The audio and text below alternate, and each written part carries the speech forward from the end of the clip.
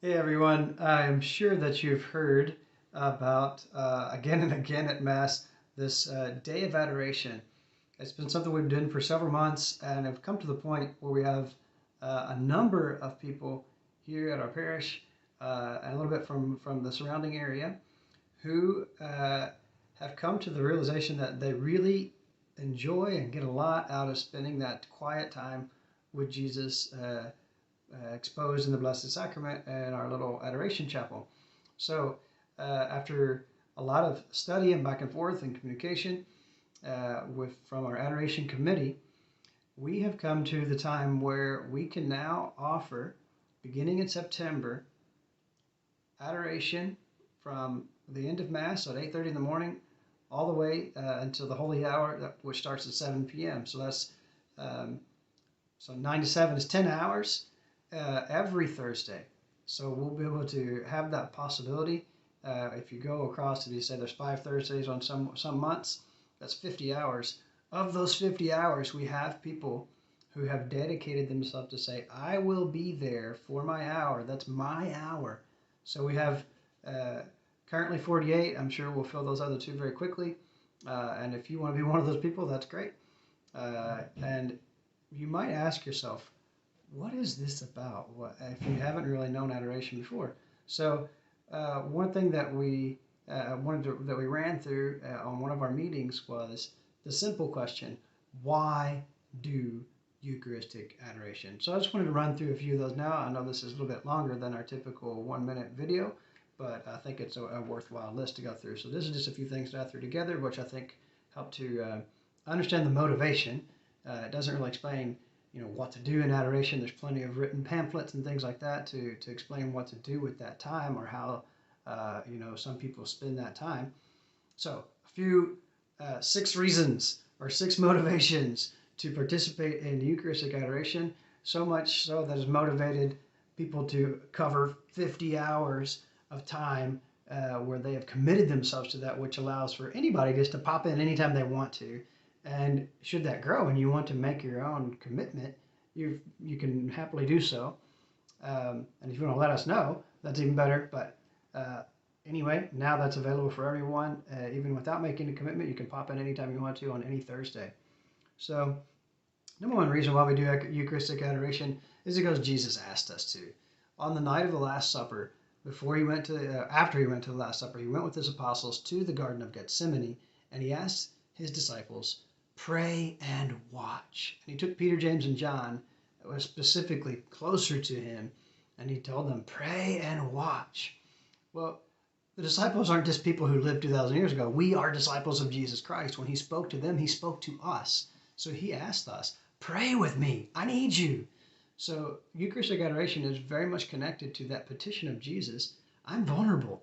I'm sweating blood tonight, worrying about the passion, all that weight that's coming on me. Uh, all of that he asked us to accompany him with. So Eucharistic adoration is a time to spend an hour with Jesus in prayer. So that's one major reason for that, and a connection to why we're doing also that on Thursdays. Another reason, and not a small one, it's a guarantee. 100% guarantee. You spend time with Jesus. You make that commitment with him. You do whatever you want to do. You read, you talk to him, you read the Bible, you just sit and think. Just look at him. Whatever way you want to spend that time.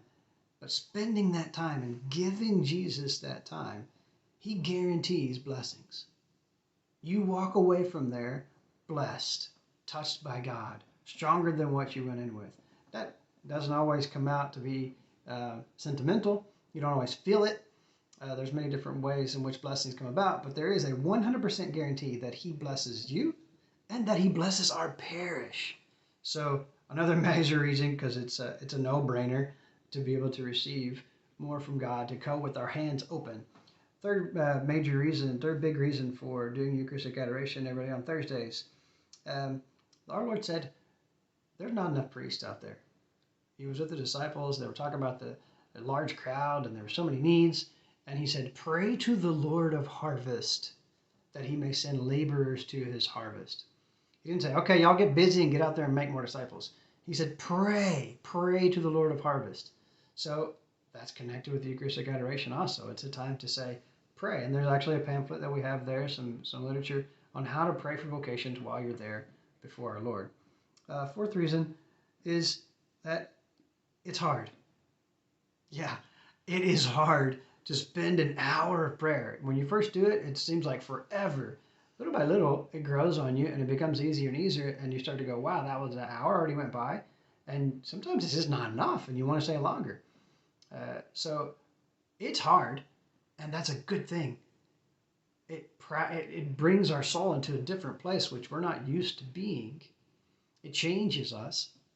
So that hard part of adoration is also a wonderful thing because God will not be outdone in generosity. Anything that we have to give to God, He will give that much more back to us. He will not be outdone in generosity. So making that generous effort to spend abundant time with just dedicated to Jesus and to that relationship, He'll bless that and He will outdo you in generosity, guaranteed. Fifth reason for Eucharistic adoration, it's what the church is prioritizing. The church is bringing us into this Eucharistic revival.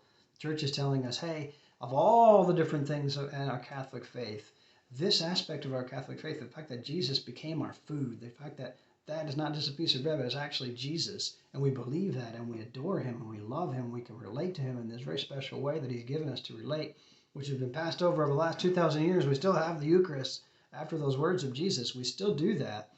Do this in memory of me. All of that, the church is saying, we need to pay more attention to this. We need to renew our belief in this. There is a 3-year Eucharistic revival going on. You can check out more of that on eucharisticrevival.org. Number 6, and our last one for the day. When something's important, it gets written down on our calendars. We make an appointment. And when we make an appointment, we don't like to break an appointment. You finally get that appointment at the doctor's or with some other professional, and they're going to show up. They're making that commitment to you. You're making that commitment to be available. It's an agreement, making an appointment with Jesus every week and saying, I'm going to be there at that time. Maybe you won't come for an hour at the beginning. Maybe it's just 15 minutes. But you say, I commit myself to be there for that. I put that on my calendar.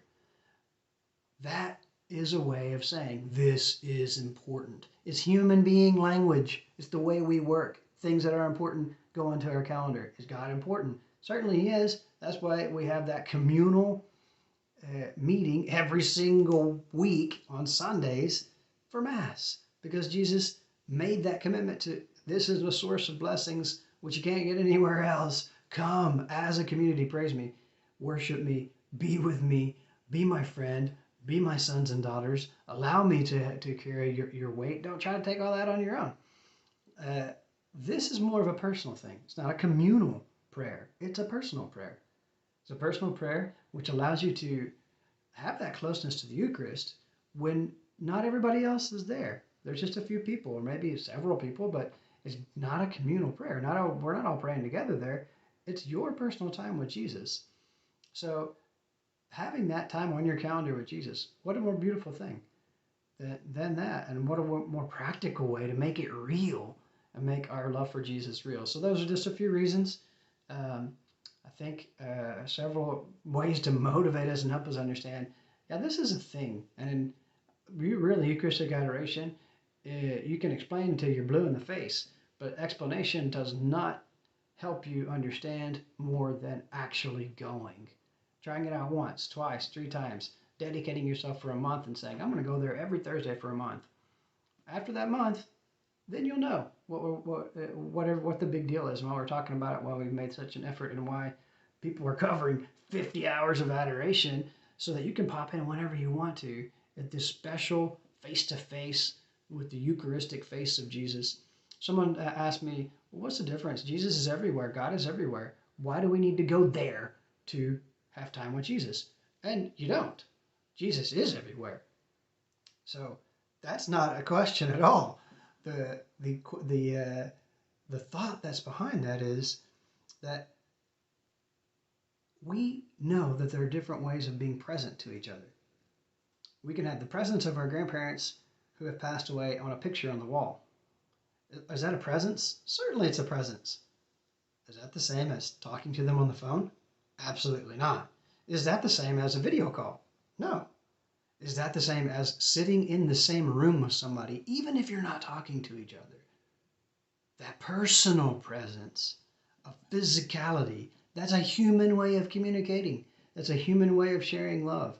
Being in the same room as each other. Jesus wanted us to have that being in the same room as each other kind of love. That's why he gave us the presence, this physical presence, this Eucharistic presence, where he's there and you can see him with your eyes and enjoy being in a room with him. So God bless you. Hopefully that helps a little bit to understand a little bit why we're going through all this, why the church is making a big deal about it.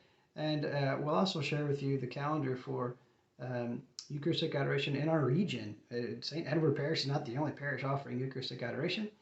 And our time slots fit in really well with the region. You can go to Eucharistic Adoration every single day if you'd like to. And there's a schedule for that. We'll pass that along.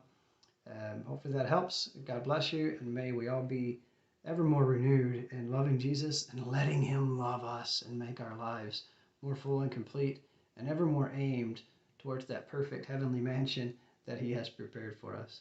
God bless you.